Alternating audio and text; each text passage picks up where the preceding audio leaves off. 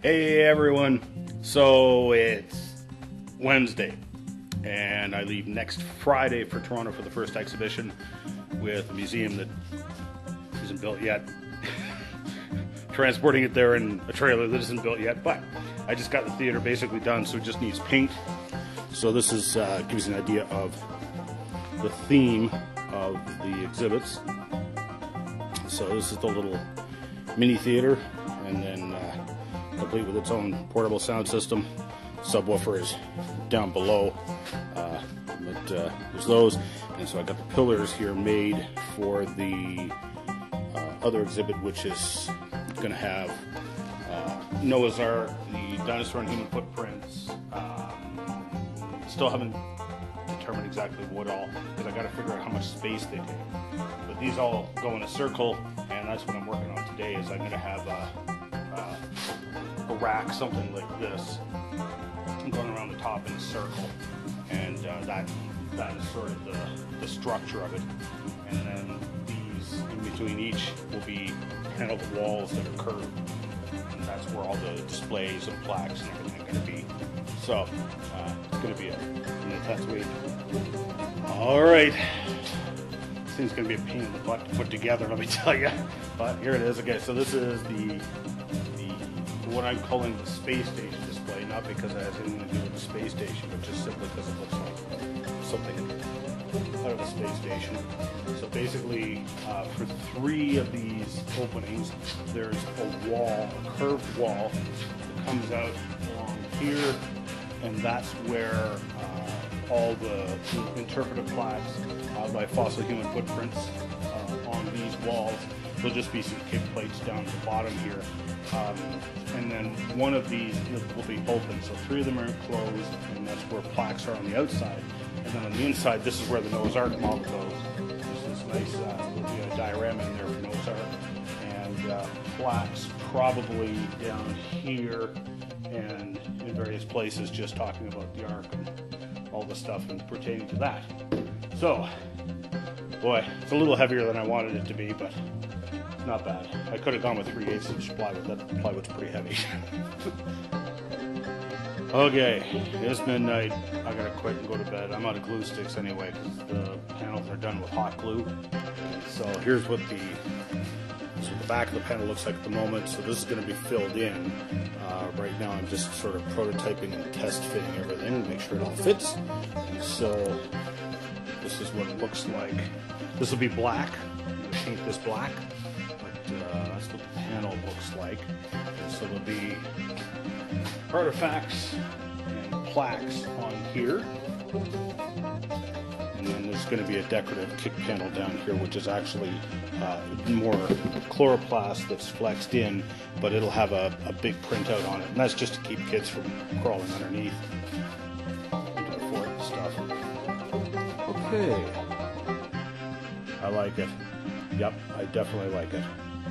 It's turning out about look what I envisioned, which is kind of rare.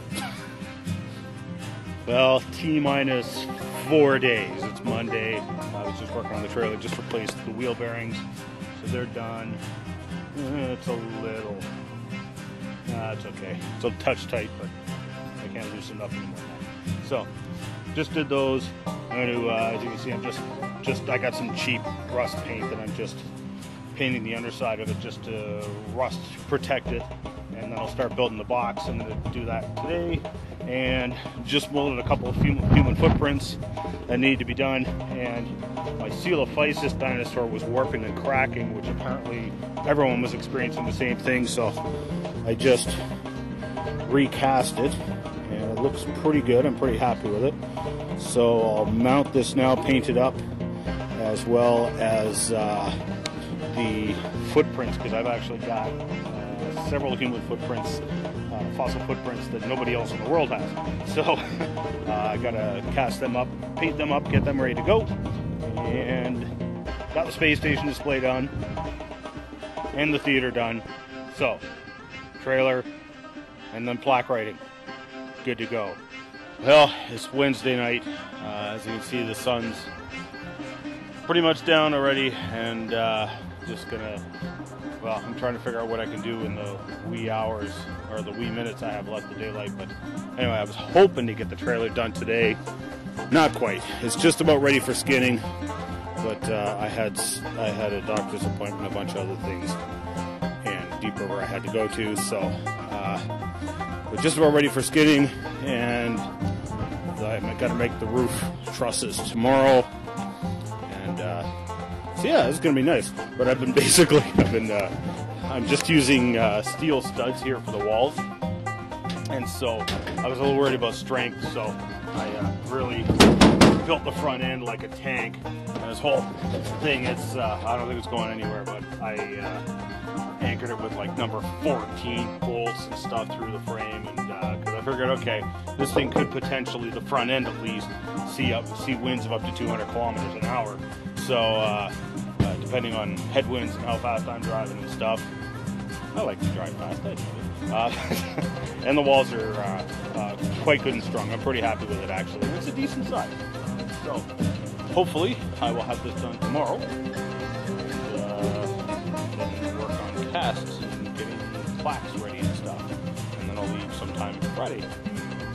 Alright, it's Saturday. I'm supposed to be in Toronto, and I'm not. But I just got it finished. I just spent the whole day just putting the stinking trailer hitch on. The trailer hitch I had didn't fit, and this camera's really good in low light, so it's hard to tell, but it's pretty much nighttime. So yeah, looks like wow, it's the first time I've seen myself today. I've been welding a lot today. But, anyway, so probably cut out of here tomorrow. We came up with a backup plan because I wasn't there. Not a big deal, it happens. Oh well.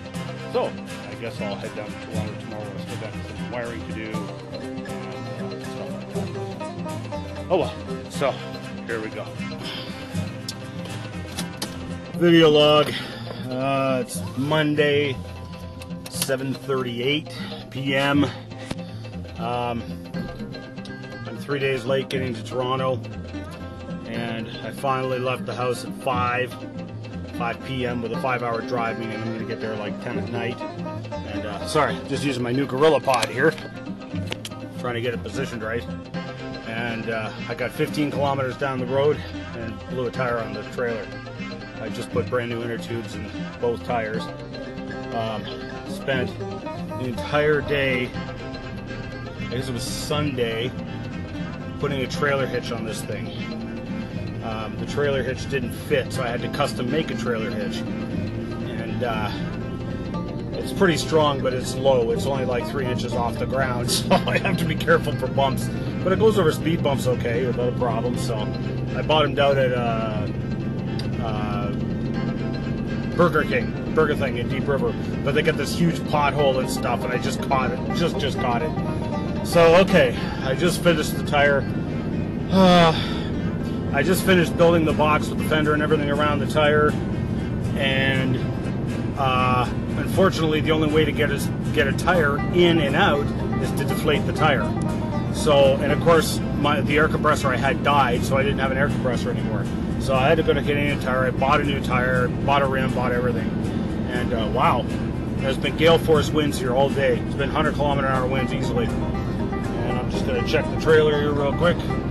That wind is really blowing the trailer and the van around. I mean, both. It's pretty intense. So it's been a pretty intense 3 weeks. I'm so late, and it's been so hard not to be discouraged and not to be frustrated. But I'm on my way now. We'll see if the other tire holds out, because the other old tire is the same thing, right? It had a few minor cracks, but I put an inner tube in it just to be safe. Well, I put an inner tube in the other one just to be safe, and it blew. So I've got another brand spanking new tire. I bought 2. I didn't really want to put it on the side of the road unless I absolutely had to. So let's head to Toronto, see how far we get. So yeah, I forgot to mention, when I say gale force winds, I ain't kidding. We have trees down all over the place over here, and I'm driving headwind into it. So my nice new trailer, cringe, I'm probably pushing 200 km/h headwinds on that trailer.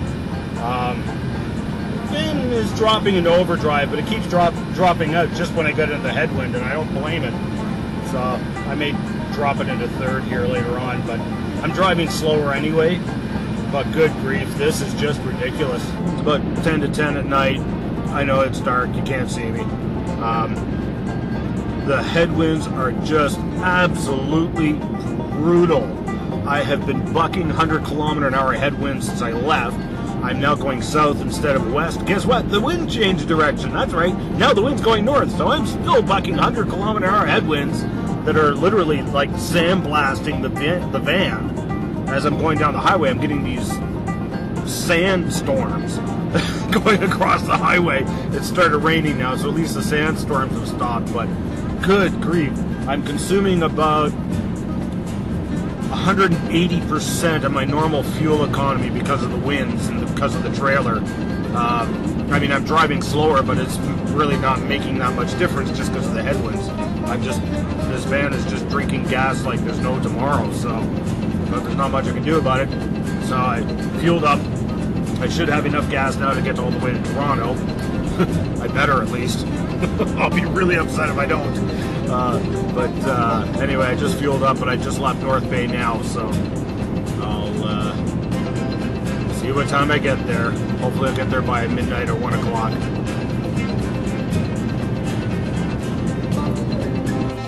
One a.m. I'm here. Thankfully. Finally. So we have a lot of work ahead of us tomorrow to get everything set up. A lot of the that still aren't actually finished. They're not.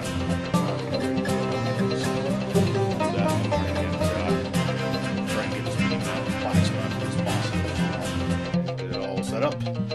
Should be fun. So I'm gonna go to bed for a badly needed night's sleep. Right. Oh, check it out. Real nice camper trailer. Put me for the night. Could I get one of these? I think I would build this though.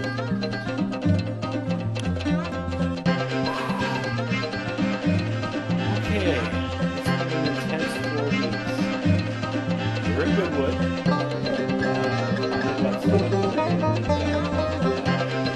Still missing a few plaques. Pass it home, but anyway, you can look around. Here's the Noah's Ark model. Sorry. Glenn did a fabulous job. Just on the model itself. It's HO scale. It's HO scale railroad cars. And you can see here as well, this is what we call the gopher wood. It's a layered laminated system. Because the Bible just says that Noah built the ark out of gopher wood. And that whole gopher wood is very interesting because it's actually, in fact, the reason we call gophers here in North America gophers is because the French settlers named them gophers. And they named it after the cross-layering system, cross-laminated system. Because the gophers would be tunnels in different levels, underground or in different directions. So it also relates to wafers, for example, the same wood. So that's what the gopher wood is. It's not actually a tree, it's actually a process. So basically, Noah's Ark, for lack of a better word, this is made out of raised thick plywood. The Jewish tradition, the Hebrew words, suggests that it's birch bark resin.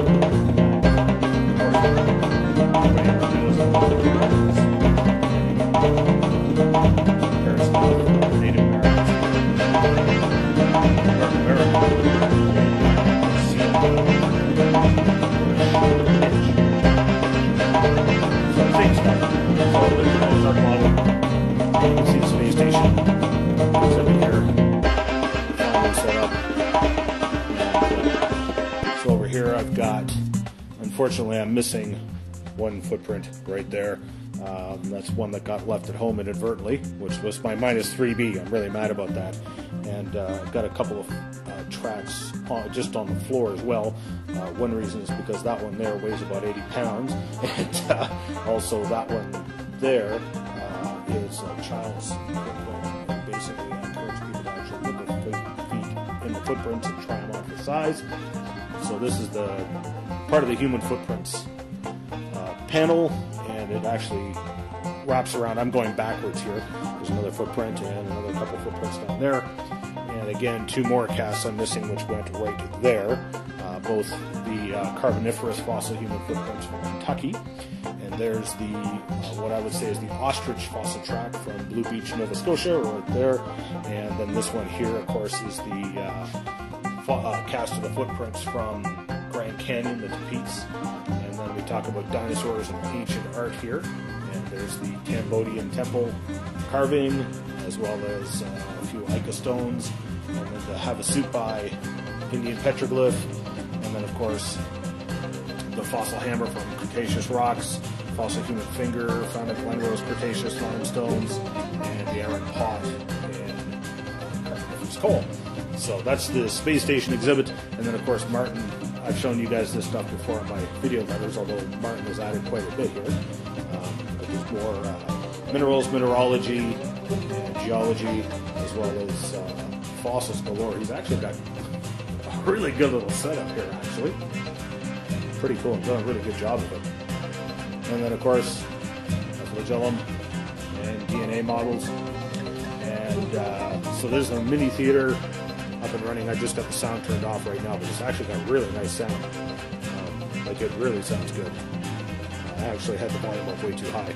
And so this is a new exhibit I've got.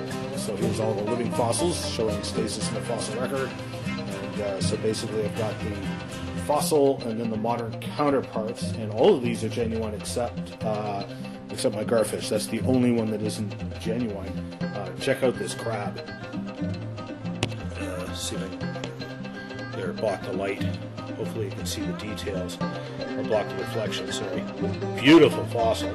And then fossil brittle star, which is a type of starfish. Beautiful starfish and fossil shrimp. It's a pretty giant shrimp if you ask me. And then I got my What Killed the Dinosaurs exhibit. So my Hadrosaurs, we got Archaeopteryx there talking about the death pose, and the fossil teddy bear as well, and then my mosasaur, and we're talking about where we find the fossil mosasaurs, the marine dinosaur, and then of course the fossil clams, which is the most common fossil we find with the dinosaurs, and then Big Al, and of course my Coelophysis, which I just remounted because it was warping and cracking, and got it going. So I'm totally exhausted. Last night I think I slept 10 hours, and I got the credit debit card system going. I did one transaction today and the machine messed up. So anyway, okay.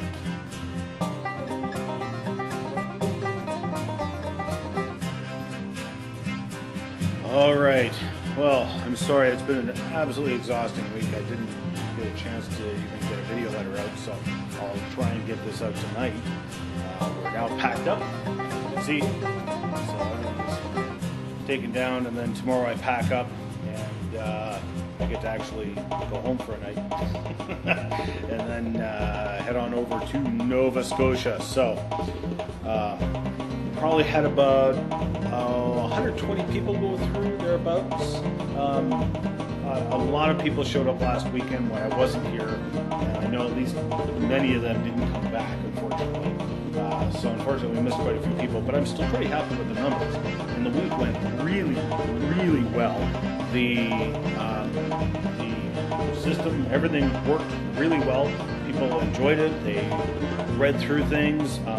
Some people spent hours and hours here reading through things. So it was just really good. I'm really, really happy with this. Looking forward to Nova Scotia and seeing what happens there. So we'll try and get this video letter out, and we'll see you guys on the flip side.